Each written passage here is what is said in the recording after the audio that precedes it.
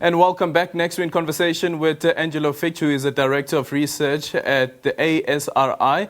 We're also joined by Xolani Ntube, who is a political analyst. Let's first start off with Angelo. Angelo, just quick reaction to what the President has announced. I guess it came as no surprise considering how the numbers have been escalating over the past few days especially.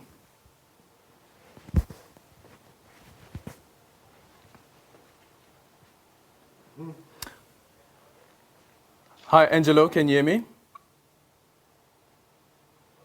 Okay, let's go to Xolani Ntube. Xolani, can you hear me? I can hear you very well. Okay, let's just quickly get some reaction from you from the announcement that the President has given us earlier on. I'm saying that it came as no surprise, some may argue. Look, I think it's a clear indication that our country is progressing backward. And we are not amazed about what he said today, because why I'm saying that, if you look how the ANC as the governing party has been failing to manage itself as well as to manage the country, one is not surprised that they are also failing to manage COVID-19. And so I think we are still going to be in this sinkhole for quite some time until possible certain citizens who will stand up and say, look, we as citizens, we want to give direction. Because if you know very well, Aldrin, we come from a 6 months house arrest where the South African citizen decided to accept the laws of this country and to listen to the president, but he post that house arrest. We were only confronted by the so-called corruption and so forth that were not really helping the South Africans. And so whatever that is going to happen henceforth, we have to understand that it might be the manifestation of South Africans who say, look, we gave you our trust, we gave you our hope, but you did not really honor what we gave it to you. And so I think here, to a certain extent, the ANC as well as the president of this country, they are losing the currency, and that currency is trust and also the hope that the South Africans always give to the president of any country to take them forward. Okay, let's just quickly hear from Angelo. Understand that you can hear us now. Angelo, just wanted to get some reaction from you to what the president has announced. Yes, I think we are in very deep waters, and one could tell that from Cyril Ramaphosa's almost exhausted, exasperated look. And I agree with Xolani to a certain extent that this is a combination of government, failure. The corruption cannot be dismissed, it cannot be ignored. But South Africans as a whole, we also have to take some responsibility. We actually did not, and this is where I disagree with Xolani, I don't think we observed the lockdown particularly well. I think we came out of the lockdown and people as a whole, on very large scales and in very important places, started misbehaving. And we always knew that December was going to be difficult, but I think people, whether they were the matriculants who went partying at the coast or whether they are ordinary South Africans who continue to, simply act irrationally in the magical belief that if they take a test today, it will somehow make them immune to infection, regardless of their behavior between now and Friday. So the unscientific thinking, that's partly the consequence of South Africans' own actions, but it's also the consequence of very bad governance over the last 25 years that have given us a population that is so poorly skilled in scientific understanding. One isn't surprised, even when one is shocked and outraged, that people are not following the necessary protocols.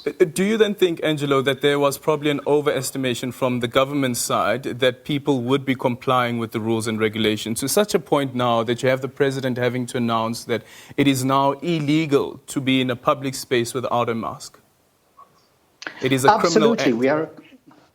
We're a country with a very weak social compact. The differences that we have inherited from our previous dispensations haven't gone away, and new differences and distinctions have grown only sharper. South Africans, we like to tell ourselves we're a country that's law-abiding, but we know that we're not a country that's law-abiding. Our road accident statistics should tell us how people simply don't abide by the law prior to a crisis. And so I agree with Xolani completely that what this crisis has revealed is not only how government, but this entire society was ill-prepared to cope with and adhere to what was required in order to get through this. And I think there's no future point at which we're going to create critically literate citizens. The point is now we need to work in this period of crisis with everybody that we know to encourage them and also begin to sanction them. And it is the responsibility on our heads to say no to things that are deeply discomforting. And all of us have to make sacrifices, whether it is, in my case, not attending your own father's funeral, or whether it is in the case of other people not negotiating lobola in person, or sending your child to initiation school, or going to parties at Christmas. This is not this is not somebody else's problem. This is not just government's problem. This is all our problem. And we need to work together and build a social compact through this crisis. Angelo, just quickly, your take on the uncertainty that has been expressed by opposition parties in relation to securing this vaccine. The president had previously announced early in the next year, 2021. Now he says in the first half of the next year. What's your take on it? Again, I think people are very, very, they have valid concerns around this. And it's not just opposition parties. It's not just Peter Groenewald or Bantu Holomisa. Many of us are concerned because we have elderly relatives who should be on that. There are Latin American countries poorer than us, and not inside the BRICS formation that have started inoculating their populations and the vulnerable.